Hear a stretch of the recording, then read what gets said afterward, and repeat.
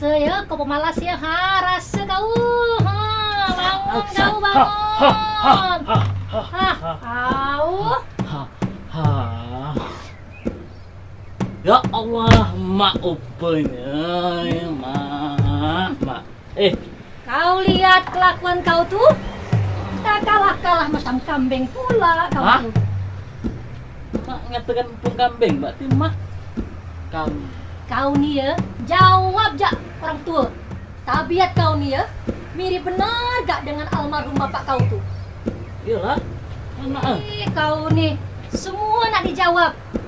Ya Allah, mak nih mak lain tuh pagi-pagi masak ini ngomel lah mak. Kau tuh kerja, nak makan apa kit kau tuh? Nanti kau nak bini ya, Gi. Hari ini tanggal merah, mak. Mana pula tanggal merah? Kau nak bodohkan mak ke apa? Mentang-mentang mak nak tak sekolah, lalu nak kau bodoh-bodohkan. Pakai lihat emak nih mak. Kalau emak nih bapak, Nak kau apa kan? Kumis lah udah. Jangan lupa kau jemur tilang nih ya. Mak, Jangan kau biarkan, nanti bekapok dia. biarlah dia berkapuk, asal jangan anak emak nih yang jadi bujang lapuk, mak. Kau nih, jangan begitu. Nanti kalau kau bekapok, tak laku-laku kau. Tak bisa mak nimbang cucu. Lawar gini, anak emak nih banyak mau mak. Selo ya mak. Oh, kau nih, terselo-selo kau jak terus.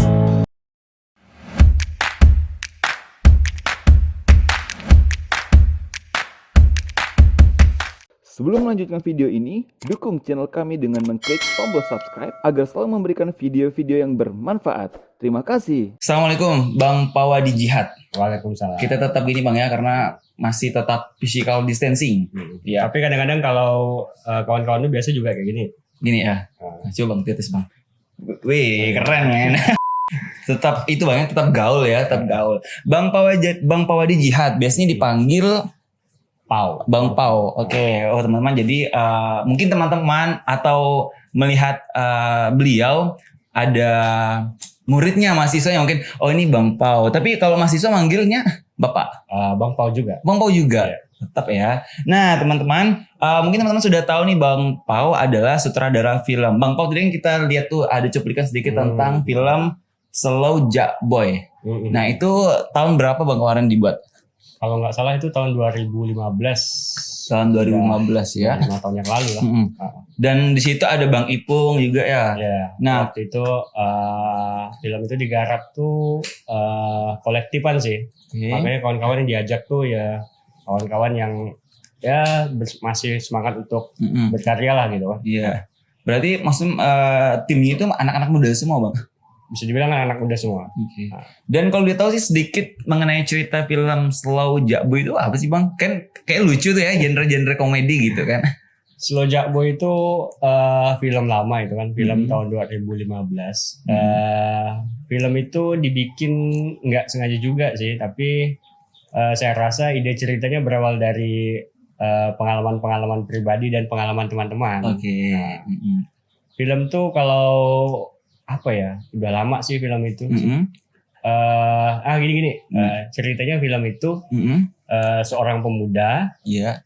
yang punya pacar, yang selalu mendahulukan pacarnya gitu kan, tapi Kebanding. dia lupa sama ibunya. Oke. Nah gitulah intinya. Zaman sekarang banyak tuh Bang. Ya, kayaknya kalau untuk zaman sekarang dan sampai kapanpun kayaknya masih relevan ide cerita itu. Oke. Itu kemarin gimana Bang? Berapa lama sih film durasi film itu? 15 menit. Oh berarti short film ya? Short movie. Oh short movie. Iya. Dan Abang Pau salah satu sutradara yang menyutradarai film itu.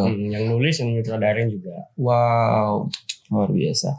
Bang Pau sekarang aktivitas sekarang Bang Pau apa selain jadi sutradara ya? Di sisi lain sutradara. Kalau sekarang sih aktivitas paling ngajar di IAIN Iya. Dosen ya berarti Bang Pau ya? Ya dosen praktisi gitulah kan. Ya. Biasa kadang-kadang juga aktif ngejuri. Juri Entah lomba. itu ada lomba video atau misalnya lebih ke lomba video sih. Oke. Kadang-kadang juga ngisi workshop juga. Workshop ya. Memproduksi film kawan-kawan. Kadang-kadang kalau kawan-kawan yang minta bantu bikin film, siap gitu. rata-rata sih berhubungan dengan film sih kegiatan. Iya, oke. Bang Pau sendiri nih Bang Pau, kan kita kan lagi COVID-19 ya. Nah berarti aktivitas Bang Pau kan banyak di lapangan nih, waring-waring kan. Nah kalau untuk sekarang tuh gimana aktivitasnya? Nah kalau untuk setelah ada pandemi gitu kan, Iya. bisa dibilang tuh semua produksi itu ditunda dulu, ditunda. Ya kalau aktivitas saya pribadi paling ya nulis. Oh Bang Pau juga. Oh maksudnya nulis bukan skrip gitu ya? Nulis ide cerita, nulis skrip, bikin production design gitu kan. Walaupun Itu sih, tetap di rumah, tetap produktivitas Bang Pau ya. Iya. Jadi ketika pandemi ini berlalu, karyanya sudah ada, tinggal eksekusi. Iya. Luar Gitu lah. biasa. Kadang-kadang juga ngisi, misalnya ada kawan-kawan dari pulau mana gitu kan, Iya. pengen live Instagram atau ngajak preskon lewat aplikasi Zoom gitu kan, Iya. juga kita biasanya ikut hadir lah gitu kan. Oh, luar biasa. Dan Bang Pau tadi mengatakan Bang Pau seorang dosen di IAIN Pontianak. Nah, kalau untuk sekarang nih pembelajaran nih gimana Bang Pau? Online juga kah Bang Pau menerapkan? Kalau untuk sementara nih online. Tapi kalau untuk semester ini saya tidak ada mata kuliah. Nah, kebetulan sedang tidak ada mata kuliah. Kayaknya lanjut semester berikutnya. Nah teman-teman, bahwasanya ketika kita di rumah pun tidak membatasi kita untuk berkarya Bang ya. Kita bisa nulis dan macam hal lainnya yang membuat hal-hal positif Bang ya. Jadi ketika setelah dari pandemi ini kita ada suatu karya. Nah Bang Pau ini sejak kapan sih tertarik di dunia perfilman? Kalau dibilang tertarik di dunia perfilman sih dari kecil memang suka nonton sih. Nah, dari kecil suka nonton. Tapi memang nggak kepikiran buat gimana sih buat film gitu. Terlebih dulu kalau di Kalimantan Barat gitu kan, apalagi di desa saya gitu kan yang dibilang terpencil. Di mana Bang? Saya di Mempawah. Nama desanya itu Desa Malikian gitu kan. Gimana sih supaya bikin film tuh nggak kepikiran gitu kan. Akhirnya sekolah ke sini, kemudian ketemu sama kawan-kawan yang punya handycam dan segala macam. Oh begini rupanya bikin film gitu kan. Dan ya nggak sengaja juga sih kan. Misalnya ikut kawan-kawan yang bikin-bikin video tahun-tahun 2006 gitu kan. Ikut kawan-kawan yang entah bikin video nggak jelas dan segala macam. Dan akhirnya kayaknya kalau dibikin film, dibikinkan cerita dan segala macam kayaknya bagus gitu kan. Seperti di TV-TV atau seperti di film-film yang kita tonton bioskop lah gitu kan. Dan akhirnya ya kecemplung dan terjun lah. Gitu. Dan sampai saat ini. Saat ini. Bang dulu kan tahun 2006 kan fasilitas tuh sangat sangat minim. Sangat minim. Itu bagaimana kemarin Abang membuat filmnya seperti apa gitu? Kalau kilas balik tahun 2006 nggak segampang sekarang ya. Iya. Kalau sekarang itu kan smartphone kan udah bisa bikin film. Iya gitu. benar. Kalau dulu itu emang lumayan agak ribet. Sekelas mau sewa atau cari handycam itu aja susah gitu. Aduh, jarang ada Bang berarti ya nggak? Ya jarang ada. Belum lagi kita harus beli kasetnya gitu kan. Nah dulu pakai kaset. Iya HDP itu kan. Nah, belum lagi setelah film itu kita rekam di kasetnya itu pakai handycam atau pakai kamera DP gitu kan. Nah setelah itu cari lagi nih rental komputer, komputer buat capture dia dari kaset jadi ke MP4. Iya Bang ribet ya. Iya. Setelah di capture nanti MP4-nya barulah dipotong-potong, cari lagi rental komputer yang speknya bagus yang menyediakan software editing. Luar biasa. Itu zaman dulu apa sih namanya Bang kalau buat edit video tuh? Kalau dulu saya tuh pakai Ulit Video Studio. Pernah juga pakai Corel Video Studio.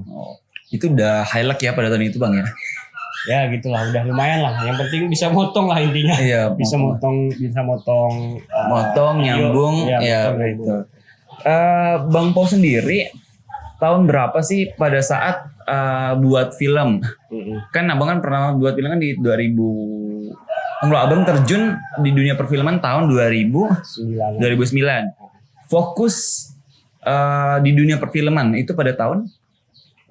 Kalau bisa dibilang fokus benar-benar fokus itu untuk filmnya sendiri mungkin di tahun 2014. Nah, tapi di 2015 2013, 2012 itu udah mulai nyutradarain film. Tapi bentuk filmnya tuh misalnya film-film sekolah gitu kan. Iya, Nah, misalnya ada ini nih, ada komunitas sekolah bikin komunitas film gitu kan. Yuk kita bikin film, kalian yang main, abang nyutradarain. Bentuknya masih kayak gitu. Oke. Yang kalau yang benar-benar film profesional nih. Itu tahun 2013. 2013. 2013-14 gitulah. Saya pertama kali garap film short movie. Itu yang tadi tuh yang salah satunya ya. Ya, Slow Jack Boy Boy itu tahun kedua. Oh, tahun kedua. Berarti yang pertama kali film Yang pertama kali itu judulnya Relationship. Kenapa Bang Warren ngangkat judul itu Relationship? Mungkin karena waktu itu umur saya juga masih 20 lebih, masih muda gitu kan. Jadi tema-tema remaja itu iya benar. Kayaknya masih menggoda saya gitu. Iya benar juga sih. Tapi maaf, sekarang Abang berarti usia udah 32. 32. Tetap ya berkarya luar biasa. Perasaan pertama kali ketika Abang membuat film yang profesional tuh apa sih Bang? Oh ternyata I can do it. Create film ini gitu.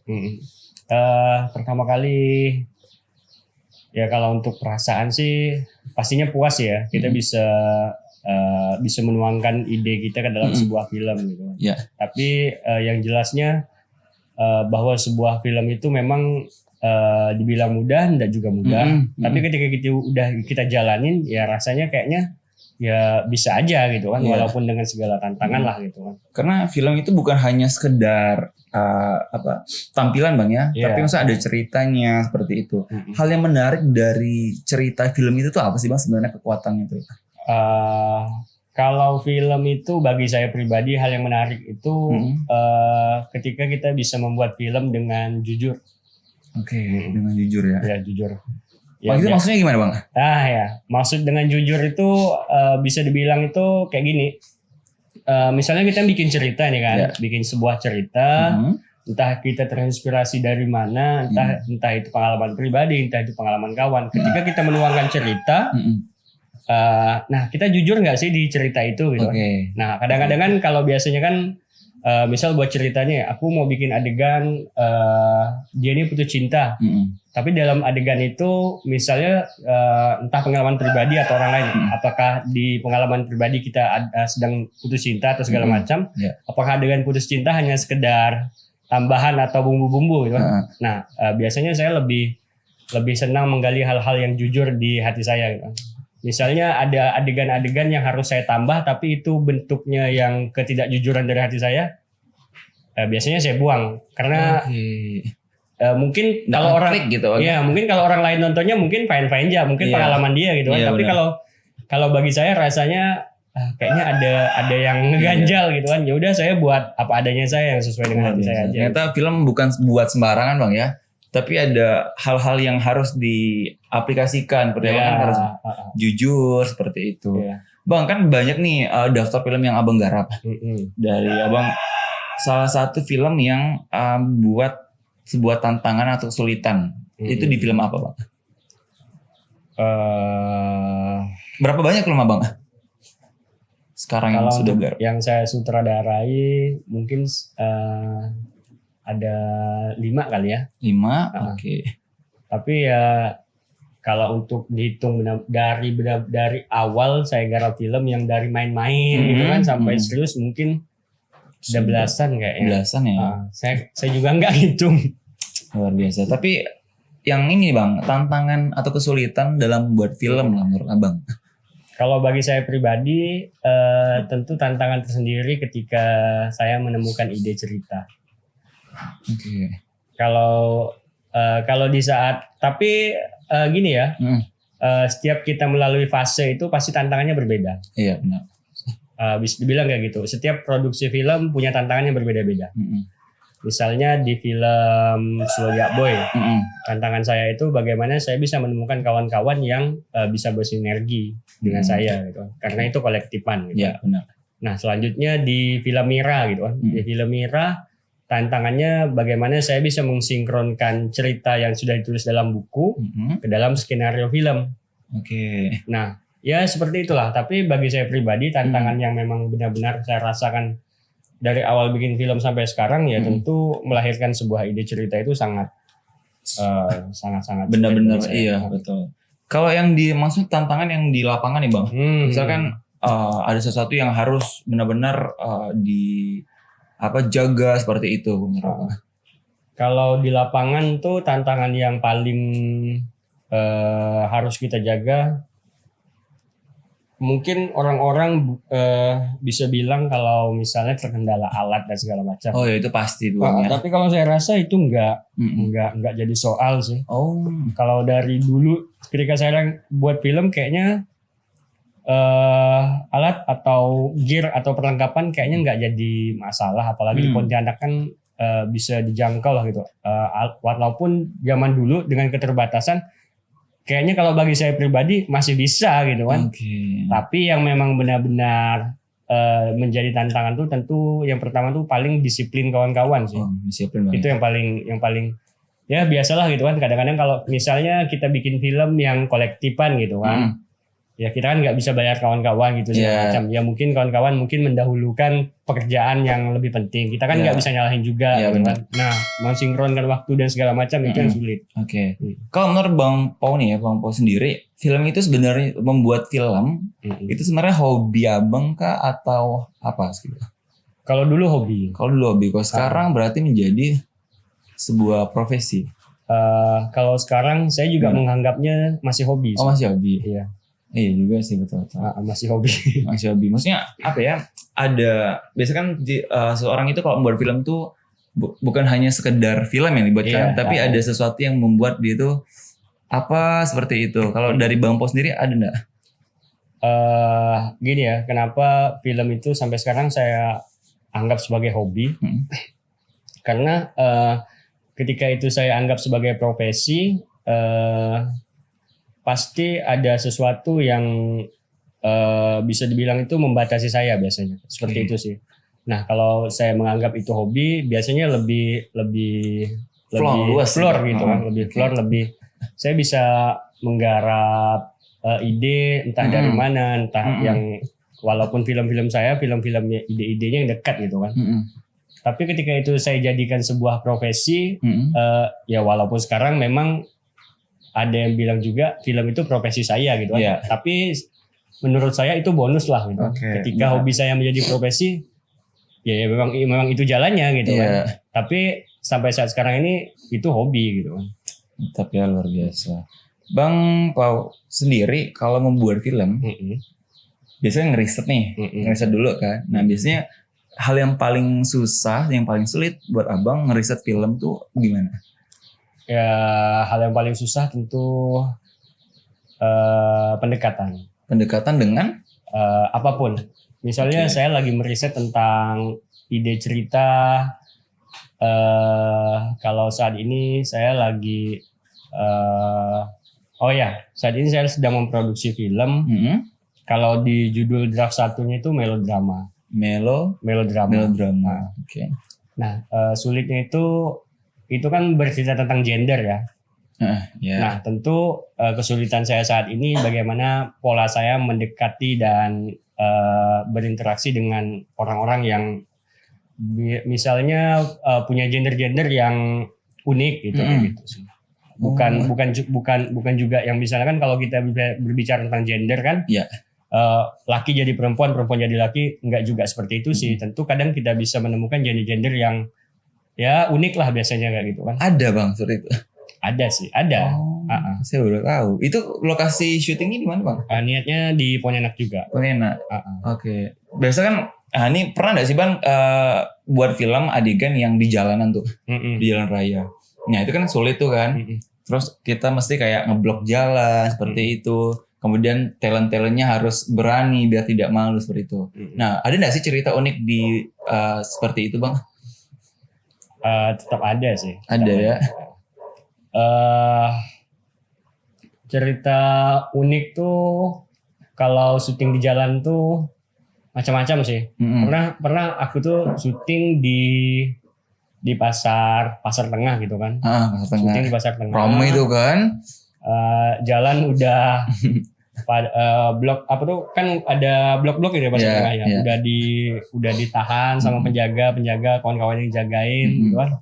Pas action tiba-tiba ada ibu-ibu yang antar kopi. Tapi ya ibu-ibu itu juga nggak tahu Iya. kalau kita sedang syuting. Jadi Iya. pas syuting itu kita, loh ini kok ibu-ibu masuk? Heeh.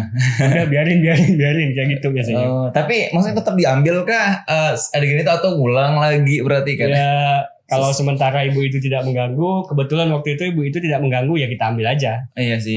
Maksudnya biar bawaannya itu natural Iya. gitu Bang ya. Karena ya pasar tengah kan rame Bang ya, padat juga. Apalagi untung ibu-ibu bawa itu. Kalau misalkan perkelahian seperti itu kan udah pasti ngulang lagi kayak Iya. gitu Bang kan. Nah, kalau untuk Abang sendiri biasanya tuntutan seorang sutradara itu tuh apa sih Bang? Yang paling penting. Sutradara itu kalau saya rasa sih tuntutannya macam-macam sih, macam-macam versi. Ada sutradara yang dituntut untuk membuat film itu menjadi bagus gitu kan. Tapi bagi saya pribadi, selain membuat kalau selama saya di sini, selain membuat film itu menjadi bagus, sutradara tentu bisa memimpin sebuah produksi. Oke. Dalam arti gini nih, dia harus bisa membawa semua kru dan seluruh kru itu berada dalam posisi yang nyaman ketika membuat film. Iya benar. Agak susah sih, misalnya kan kamu nih ikut garapan film abang gitu kan. Iya. Tapi di hatimu nggak enak gitu kan. Mau misalnya kamu berperan sebagai si A, tapi dengan berperan sebagai si A kamu nggak enak gitu kan. Atau dalam sebuah produksi perasaanmu nggak enak dengan si B karena ada segala macam. Iya. Kan? Nah, tugas sutradara biasanya itu. Jadi benar-benar dituntut harus bisa mensinergikan semua orang yang sinergikan semua orang dalam produksi bagaimana produksi film itu bisa menjadi menyenangkan begitu. Iya, betul sih. Kalau sudah menyenangkan, ya otomatis Enjoy kita Bang, kan? enjoy dalam Makanya. sebuah produksi. Iya. Kalau untuk sutradara favorit Abang tuh siapa sih sebenarnya? Di luar mungkin ada di luar Indonesia. Kalau di luar Indonesia, saya di Jepang ada Koreeda, Oke. Hirokazu Koreeda. Film-filmnya mungkin bisa dibilang ya film-film saya juga terinspirasi dari film-film dia Ya, karena film-film yang dia garap tuh dekat dengan kehidupan kita gitu kan. Kalau Hollywood, saya suka sama Nolan. Itu memproduksi Christopher Nolan. film apa? Kalau Nolan itu kayak yang terkenal tuh film Inception. Oke. Kalau di Indonesia sendiri saya suka sama Yosef Angginun. itu beliau menyutradai. Kalau film. Yosef Angginun tuh lebih ke film-film festival biasanya. Oke. Jadi yang mereka bertiga itu bisa dibilang salah satu kiblatnya Abang ya, maksudnya dapat inspirasi kalau dari dibilang kiblat sih nggak juga kiblat sih, tapi kalau yang saya suka mereka. Ya karena memang seorang sutradara kan biasa dapat inspirasi dari sutradara lainnya seperti itu Bang ya. Film yang digarap. Sutradara yang baik hati berarti Bang. Maksudnya kalau salah kan ada pasti kan? Iya ada. Maksudnya Bang Po yang nggak sampai marah-marah. Biasanya kayak ada sutradara yang sampai harus marah-marah kayak gitu.